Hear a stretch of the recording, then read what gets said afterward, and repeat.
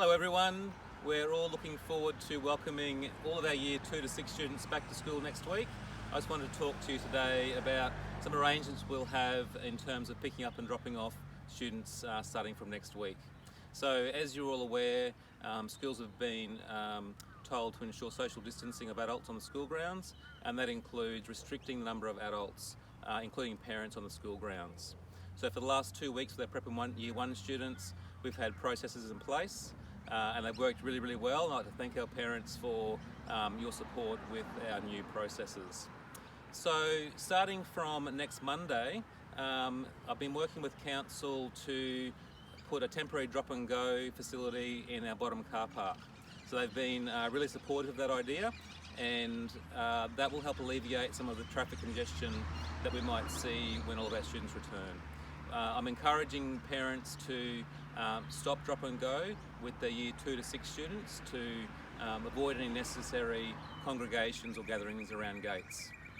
So everyone's aware that we already have our drop and go facility on Keong Road. Just to make sure everyone's aware, that's actually a 2-minute loading zone, so there's no point being there before 3 o'clock. Students won't start coming down till after 3 o'clock, so to ensure a nice continuous flow of traffic, it's important the cars aren't waiting there too long. So with our second drop and go, we will have some bollards across this entry here. Council will be doing that this week for us. So when you drive into this car park off Keong Road, all the traffic will be directed around here, around the far end there, and coming down this adjacent to the oval. So all of those car parking spaces parallel to our oval and around to the crossing will be no standing. That will all be a drop and go area. So it'll be a nice long drop and go area for parents to drop off in the mornings and pick up in the afternoons.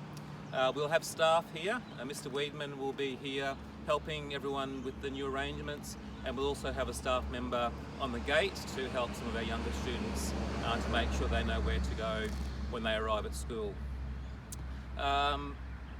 We will have staff on duty up until 3:30 if we need to, so I'd encourage parents to stagger your times of arrival, and if you're not here, we will have staff to supervise your children while they're waiting. So rather than having everyone arrive at 3 o'clock, you can stagger your arrival time to make traffic easier for yourselves. Similarly, in the morning, teachers won't be marking the roll right on 8:40, so while we want our students to be at school on time, if they're a couple of minutes late in the mornings at the moment, that would be okay too.